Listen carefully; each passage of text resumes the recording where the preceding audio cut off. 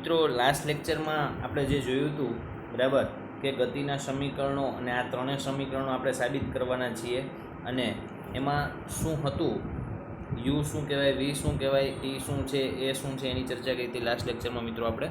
હવે આપણે આ ત્રણેય સમીકરણોની સાબિતી જોવાની છે, એટલે કે એની ગાણિતિક સાબિતી જોવાની છે. એની પહેલાં આપણે થોડુંક એક રિવિઝન કરી લઈએ કે લાસ્ટ લેક્ચરમાં આપણે શું જોયું હતું.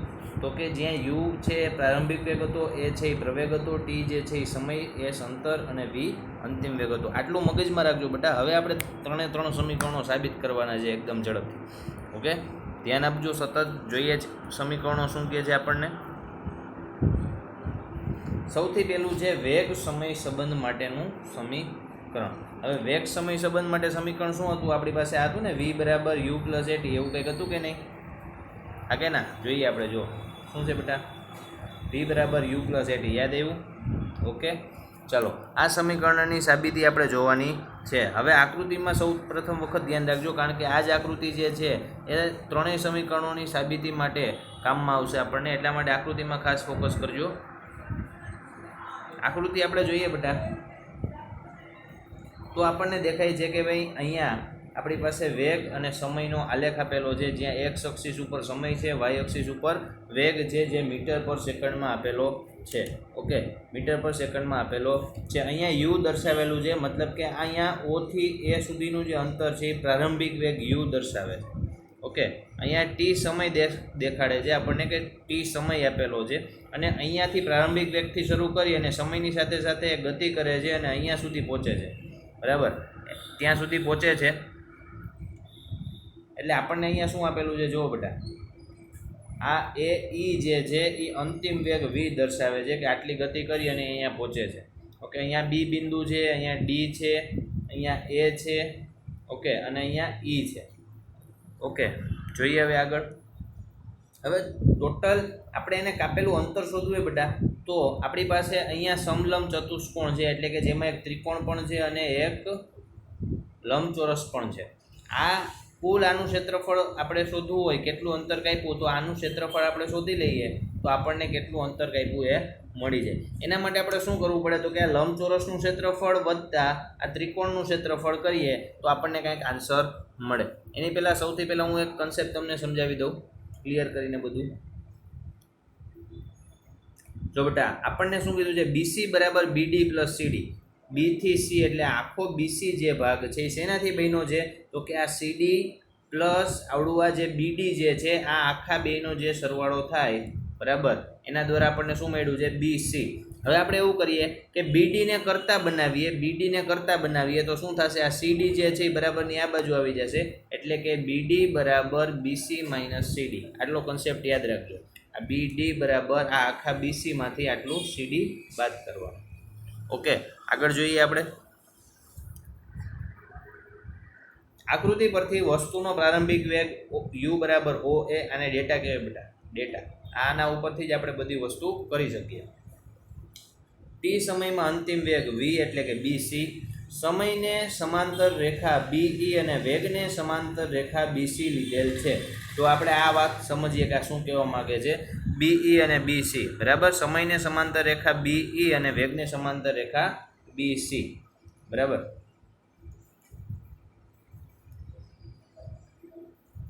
જો આ સમયને સમાંતર રેખા થઈ ગઈ, આ એક અક્ષિસ હતી આપણી અહીંયા બરાબર, એને સમાંતર રેખા શું થઈ ગઈ, બીઈ બરાબર, અને વેગને સમાંતર રેખા એસી આપણે લીધેલું છે.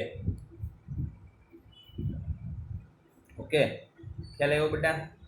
ઓકે, આ વેગ જે છે એને સમાંતર રેખા આપણે શું લીધું છે, સીડી.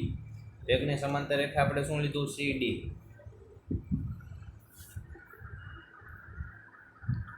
હવે સમય ટી બરાબર ઓસી છે, તો બીડી બરાબર બીસી માઇનસ સીડી. ટી સમયમાં વેગમાં થતો ફેરફાર બરાબર, બીસી માઇનસ સીડી વેગમાં થતો ફેરફાર કેમ મળશે, તો કે અંતિમ વેગ માઇનસ વેગ એટલે બીસી માઇનસ સીડી.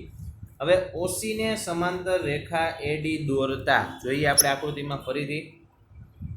ઓસીને સમાંતર રેખા, જો આ ઓસી છે બરાબર, અને એને સમાંતર રેખા આપણે આ એડી, જો ડોટેડ લાઈન છે ને એ આપણે કાલ્પનિક રેખા દોરેલી છે, ખ્યાલ આવ્યો? હા કે ના? તો એના ઉપરથી આપણને શું મળશે, આકૃતિ પરથી આપણે જવાબ મળશે કે બીડી પ્લસ સીડી બરાબર બીસી. તો જોયું આપણે, હવે આપણે શું કરીએ કે લંબચોરસની સામસામેની બાજુઓ સમાન હોય, અહીંયા હું CD બરાબર OD લખી શકું. જો કારણ કે લંબચોરસની સામસામેની બાજુ છે, આપણે જોઈ લઈએ આકૃતિમાં એકવાર. જો શું છે આપણી પાસે, CD બરાબર OA. આ શું છે બેટા, સામસામેની બાજુઓ છે એટલે હંમેશા સમાન હોય, એટલે આપણે શું લખી શકીએ, CD બરાબર OA છે આપણી પાસે. CD બરાબર શું લખ્યું બેટા આપણે અહીંયા CD ને બદલે આપણે શું લખ્યું છે, OA લખ્યું. બરાબર. હવે O થી A બરાબર, તો ડેટામાં આપણને શું આપ્યું હતું, અગેન આપણે જોઈએ ડેટામાં શું હતું, બરાબર. OA બરાબર તો U હતું પ્રારંભિક વેગ, તો આપણે એ કિંમત આમાં મૂકી દીધી. જુઓ BD પ્લસ OA એટલે BD પ્લસ U, અને BC બરાબર શું હતું તો કે V હતું. એટલે આપણને શું, BD બરાબર આ પ્લસ U છે, બરાબરની આ બાજુ આવશે તો માઇનસ U થઈ જશે, એટલે BD બરાબર V માઇનસ U. બરાબર. કારણ કે જો લંબચોરસ OADC ની સામસામેની બાજુઓ સમાન હોય, એટલે કે CD બરાબર OA. એટલે સુધી સમજાણું. જોઈએ આગળ આપણે પાછું. હવે પ્રવેગ શોધવું હોય તો કેમ મળે, તો કે પ્રવેગ બરાબર વેગમાં થતો ફેરફાર છેદમાં તે માટે લીધેલો સમય. બરાબર. હવે પ્રવેગ માટે વેગમાં થતો ફેરફાર શું છે, BD, તે માટે લીધેલ સમય કેટલો છે, OC. બરાબર. તો આપણે OC બરાબર તો ડેટામાં જોયું હતું કે T આવે, એટલે આપણે પ્રવેગ A બરાબર શું લીધું, BD ના છેદમાં T. હવે BD ને કરતા બનાવો તો BD બરાબર શું થઈ જાય બેટા, BD બરાબર આ T છેદમાં છે, આ બાજુ આવે તો ગુણાકારમાં, એટલે BD બરાબર AT. આ સમીકરણ નંબર 2 મળ્યું. હવે સમીકરણ નંબર 1 માં જુઓ, BD ની કિંમત આપણે મૂકવાની, BD બરાબર V માઇનસ U. બરાબર. BD બરાબર V માઇનસ U હતું. હવે આ BD બરાબર AT મળી, એ આપણે સમીકરણ નંબર 1 માં મૂકી દઈએ, એટલે આપણને શું મળશે તો કે AT બરાબર V માઇનસ U. આ માઇનસ U છે, બરાબરની આ બાજુ આવશે તો પ્લસ U થશે બેટા, એટલે શું થશે, V બરાબર U પ્લસ AT. આ આપણું પેલું વેગ સમય સંબંધ માટેનું સમીકરણ સાબિત થઈ ગયું. ઓકે, મજા આવી હશે આ હોપ બધાને. આપણું પેલું સમીકરણ સાબિત થઈ ગયું. હવે બીજું સમીકરણ જોઈએ આપણે, સ્થાન સમય સંબંધ માટેનું સમીકરણ. બેટા આકૃતિ ઓલી ધ્યાનમાં લેવાની છે. આપણે એમ કહે છે કે ધારો કે A જેટલા અચળ પ્રવેગથી T સમયમાં S જેટલું અંતર કામે છે, તો કાપેલ અંતર આપણને કેવી રીતના મળશે, તો કે OABC ના ક્ષેત્રફળ દ્વારા. OABC એટલે કયું આપણું, જો આવડું આ આખી વાત કરે છે આપણને, OAB અને C. બરાબર. આટલા ભાગનું ક્ષેત્રફળ મળી જાય આપણને, તો કાપેલું કુલ અંતર મળી જશે. હવે એમાં જો એક લંબચોરસ છે OADC અને એક ત્રિકોણ છે ADBC. બરાબર. આ બંનેનું ક્ષેત્રફળ આપણે શોધવું હોય તો શું કરવું પડશે, મેં કીધું હતું આ લંબચોરસનું ક્ષેત્રફળ વત્તા ત્રિકોણનું ક્ષેત્રફળ, તો એના માટે આપણને એના સૂત્રો આવડવા જરૂરી છે. બરાબર. તો લંબચોરસનું ક્ષેત્રફળ શું થાય, તો કે લંબાઈ ગુણ્યા પહોળાઈ. ત્રિકોણનું ક્ષેત્રફળ શું થાય, તો કે 1/2 પાયો ગુણ્યા વેધ. આ સૂત્ર થાય. હવે આ સૂત્રો આપણે મૂકી દઈએ તો લંબાઈ એટલે શું છે બેટા, આની લંબાઈ જુઓ, આ AD પણ લંબાઈ છે અને OC પણ લંબાઈ છે, અને પહોળાઈ એટલે શું થાય, AO ને BC. આ AD શું છે, એની પહોળાઈ. આ લંબાઈ છે, ત્રિકોણ કેટલું લાંબુ છે, AO જેટલું લાંબુ છે. બરાબર. આ ત્રિકોણમાં વેધ કોણ છે, AD વેધ છે, એના ઉપર દોરેલો લંબ આ BD છે, આ ત્રિકોણ છે. બરાબર. આ લંબચોરસની લંબાઈ ગુણ્યા પહોળાઈ ખ્યાલ આવ્યો કે નહીં. પહોળાઈ એટલે કે આ A થી D સુધીનું અંતર અને O થી C સુધીનું અંતર એની પહોળાઈ થશે, અને AO અને CD શું થશે, એની લંબાઈ થશે. જોઈએ આપણે શું કહે છે સૂત્રોમાં. જુઓ, કાપેલું અંતર OABC ના ક્ષેત્રફળ દ્વારા પ્રાપ્ત થાય એ સમલંબ ચતુષ્કોણ છે, એટલે કે ત્રિકોણ ABD નું ક્ષેત્રફળ વત્તા લંબચોરસ OADC નું ક્ષેત્રફળ. ત્રિકોણના ક્ષેત્રફળનું સૂત્ર 1/2 પાયો ગુણ્યા વેધ અને લંબચોરસનું લંબાઈ ગુણ્યા પહોળાઈ. જો પાયો શું હતો, AD, વેધ શું હતો, BD, લંબાઈ OA અને પહોળાઈ OC. ઓકે. હવે આપણી પાસે આ બધાની કિંમત છે. AD બરાબર T છે, BD બરાબર AT છે, હમણાં જ આપણે જોયું ને, OA બરાબર U છે અને OC બરાબર T છે. બરાબર.